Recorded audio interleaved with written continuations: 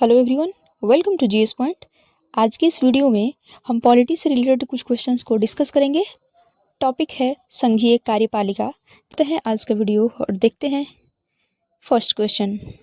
आज का first question कहता है, भारत के राष्ट्रपति के पद के लिए शपथ कौन दिलाता है? ऑप्शंस हैं भारत के गवर्नर जनरल, भारत के मुख्य न्यायाधीश, भारत के प्रधानमंत्री तथा भारत के उपराष्ट्रपति।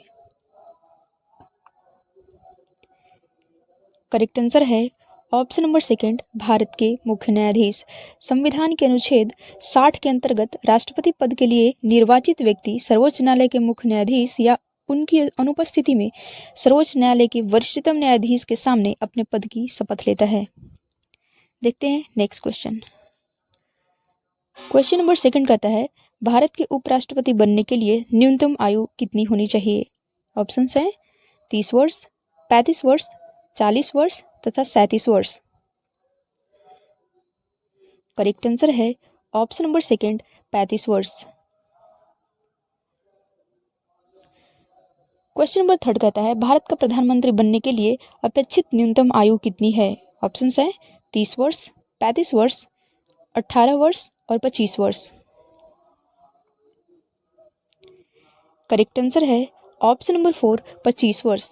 भारत का प्रधानमंत्री बनने के लिए योग्यताएं जो होनी चाहिए उसमें है कि वह भारत का नागरिक हो, उसकी न्यूनतम आयु 25 वर्ष हो, वह लाभ के पद पर न हो तथा वह पागल या दिवालिया नहीं हो। क्वेश्चन नंबर 4 कहता है, मंत्रिपरिषद सामूहिक रूप से किसके प्रति उत्तरदायी है? ऑप्शंस हैं राष्ट्रपति, प्रधानमंत्री, लोकसभा तथा राज्यसभा। करेक्ट आंसर है ऑप्शन नंबर थर्ड, लोकसभा। संविधान के अनुच्छेद 75(3) के अनुसार मंत्रिपरिषद सामूहिक रूप से लोकसभा के प्रति उत्तरदायी होती है। क्वेश्चन नंबर 5 कहता है, जब उपराष्ट्रपति कार्यवाहक राष्ट्रपति हो तो उसे ऑप्शंस हैं राष्ट्रपति और उपराष्ट्रपति दोनों की सभी शक्तियां प्राप्त होंगी, राष्ट्रपति के सभी भत्ते और विशेषाधिकार प्राप्त होंगे, राज्यसभा के सभापति के रूप में कार्य करना जारी रखना होगा।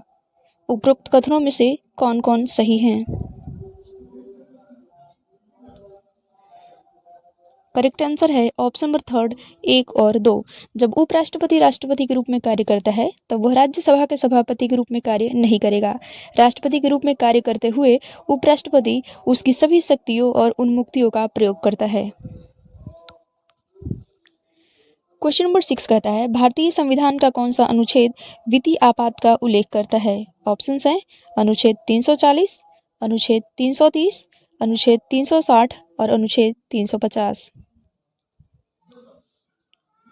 करेक्ट आंसर है ऑप्शन नंबर थर्ड, अनुच्छेद 360। भारतीय संविधान का अनुच्छेद 360 वित्तीय आपात के बारे में बताता है। वित्तीय आपातकाल की घोषणा को मंजूरी देने वाला प्रस्ताव संसद के किसी भी सदन द्वारा सामान्य बहुमत से पारित किया जा सकता है। वित्तीय आपात की घोषणा को घोषित तिथि के 2 माह के भीतर संसद की स्वीकृति मिलना अनिवार्य है। क्वेश्चन नंबर 7 कहता है, भारत के राष्ट्रपति को विवेकाधिकार के अंतर्गत क्या प्राप्त है?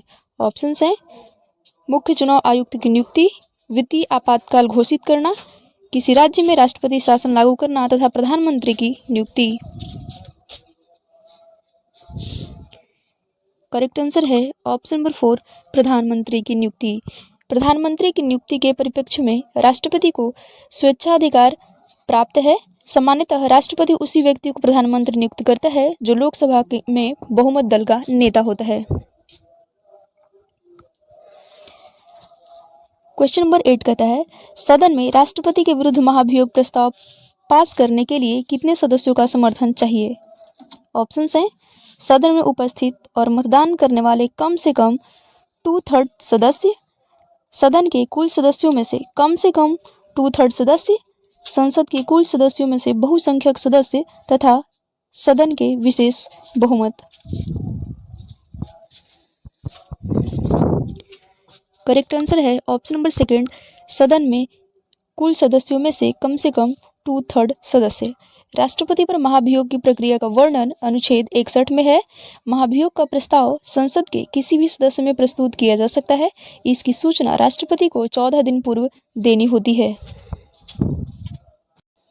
क्वेश्चन नंबर 9 कहता है निम्नलिखित में से कौन भारत का उपराष्ट्रपति एवं राष्ट्रपति भी रहा था? ऑप्शंस हैं doctor Rajendra Prasad, doctor S Radhakrishnan, नीलम संजीव रेड्डी तथा ज्ञानी जैल सिंह। करेक्ट आंसर है option number 2 doctor S Radhakrishnan. Doctor S Radhakrishnan Bharat के उपराष्ट्रपति एवं राष्ट्रपति दोनों पदों पर कार्य किए थे। इनके अलावा doctor Zakir Hussain, V V Giri, R Venkataraman, doctor Shankar Dayal Sharma एवं के आर नारायण उपराष्ट्रपति एवं राष्ट्रपति दोनों के रूप में कार्य किए हैं। क्वेश्चन नंबर 10 कहता है निम्नलिखित में से वह व्यक्ति कौन था जिसे भारत के राष्ट्रपति के रूप में निर्विरोध चुना गया? ऑप्शंस हैं doctor Rajendra Prasad, doctor S Radhakrishnan, doctor N Sanjiva Reddy तथा doctor Shankar Dayal Sharma. Correct answer है option number 3 doctor N Sanjiva Reddy. Neelam Sanjiva Reddy निर्विरोध या सर्वसम्मति से भारत के राष्ट्रपति चुने जाने वाले एकमात्र व्यक्ति हैं। इनका कार्यकाल 25 जुलाई 1977 से 25 जुलाई 1982 तक था। क्वेश्चन नंबर 11 कहता है भारत के राष्ट्रपति का नाम बताएं जो सबसे कम आयु के थे।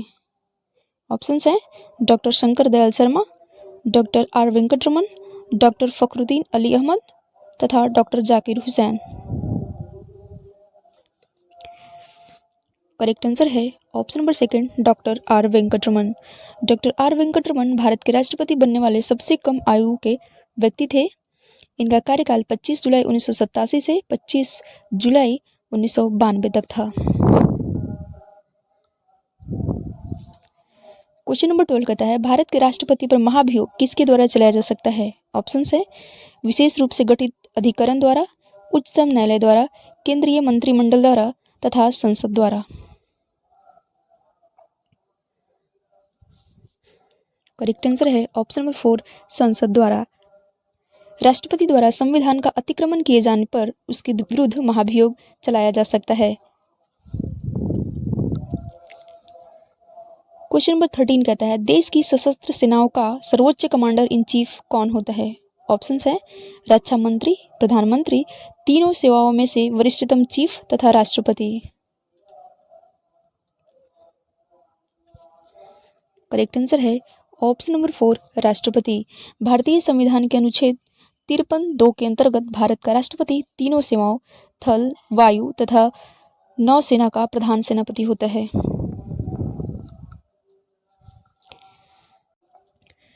क्वेश्चन नंबर 14 कहता है भारत के निम्नलिखित पदासीन उपराष्ट्रपतियों में से किसने राष्ट्रपति के पद के लिए चुनाव लड़ा और हार गए? ऑप्शंस है एस राधाकृष्णन, वीवी गिरी, भैरों सिंह शेखावत तथा 1 और 2 दोनों।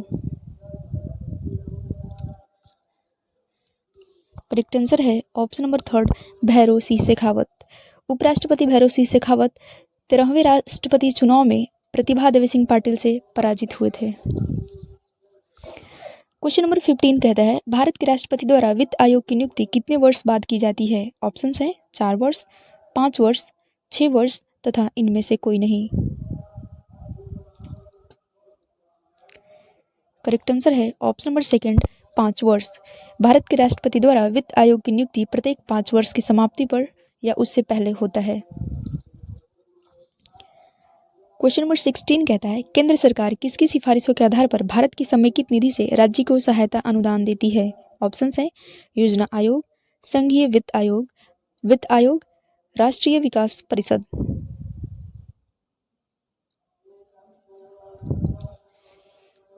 करेक्ट आंसर है ऑप्शन नंबर 3 वित्त आयोग। केंद्र सरकार वित्त आयोग की सिफारिशों के आधार पर भारत की समेकित निधि से राज्यों को सहायता अनुदान देती है। क्वेश्चन नंबर 17 कहता है भारत में किस प्रकार की आपात स्थिति अभी तक केवल एक बार लागू की गई है? ऑप्शंस हैं आंतरिक आपात स्थिति, राज्य आपात स्थिति, बाह्य आपात स्थिति तथा वित्तीय आपात स्थिति। करेक्ट आंसर है ऑप्शन नंबर 1 आंतरिक आपात स्थिति। प्रधानमंत्री इंदिरा गांधी के समय 25 जून 1975 से 21 मार्च 1977 तक आंतरिक आपात का समय है। प्रधानमंत्री की सलाह पर राष्ट्रपति फखरुद्दीन अली अहमद ने भारतीय संविधान के अनुच्छेद 352 के तहत आपातकाल की घोषणा की थी। आंतरिक आपात अब तक एक बार लागू किया गया है। क्वेश्चन नंबर 18 कहता है संवैधानिक प्रणाली के असफल हो जाने पर किसी राज्य में राष्ट्रपति शासन संविधान की किस धारा के अंतर्गत लागू किया जाता है। ऑप्शंस हैं धारा 352, धारा 356, धारा 360 और धारा 350। करेक्ट आंसर है ऑप्शन नंबर सेकंड, धारा 356। संवैधानिक प्रणाली के असफल हो जाने पर किस राज्य में राष्ट्रपति शासन संविधान के अनुच्छेद 356 के अंतर्गत लागू किया जाता है। राष्ट्रपति शासन की स्थिति में राष्ट्रपति उस राज्य की सरकार के सभी शक्तियां या कोई कृत्य अपने हाथ में ले सकता है। क्वेश्चन नंबर 19 कहता है भारत के प्रधानमंत्री का कार्यकाल कितना है। ऑप्शंस हैं लोकसभा के कार्यकाल के साथ, राष्ट्रपति के कार्यकाल के साथ, जब तक उसे लोकसभा के बहुमत का समर्थन प्राप्त हो, तथा 5 वर्ष। करेक्ट आंसर होगा ऑप्शन नंबर थर्ड, जब तक उसे लोकसभा के बहुमत का समर्थन प्राप्त हो। बेसिकली प्रधानमंत्री का कार्यकाल 5 साल होता है, लेकिन 5 साल के बीच में ही अगर लोकसभा का बहुमत हार जाता है तो प्रधानमंत्री के पद से वो हट जाता है और पूरा का पूरा मंत्रिपरिषद बर्खास्त हो जाता है। इसलिए इसका correct answer option number third होगा, जब तक उसे लोकसभा के बहुमत का समर्थन प्राप्त हो। क्वेश्चन नंबर 20 कहता है निम्नलिखित में से कौन सी नियुक्ति भारत के राष्ट्रपति के अधिकार में नहीं है। भारत के मुख्य न्यायाधीश, अध्यक्ष वित्त आयोग, थल सेना अध्यक्ष तथा लोकसभा का अध्यक्ष। करेक्ट आंसर है ऑप्शन नंबर 4, लोकसभा का अध्यक्ष।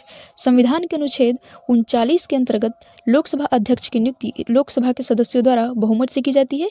लोकसभा अध्यक्ष की नियुक्ति राष्ट्रपति के अधिकार क्षेत्र से परे है। तो ये था आज का वीडियो। अगर आपको वीडियो पसंद आए तो प्लीज़ इसे लाइक करिए, इस चैनल को सब्सक्राइब करिए और प्लीज़ बेल आइकन को प्रेस करिए ताकि जब भी वीडियो अपलोड हो तो आपके पास नोटिफिकेशन पहुंच जाए। Thank you so much.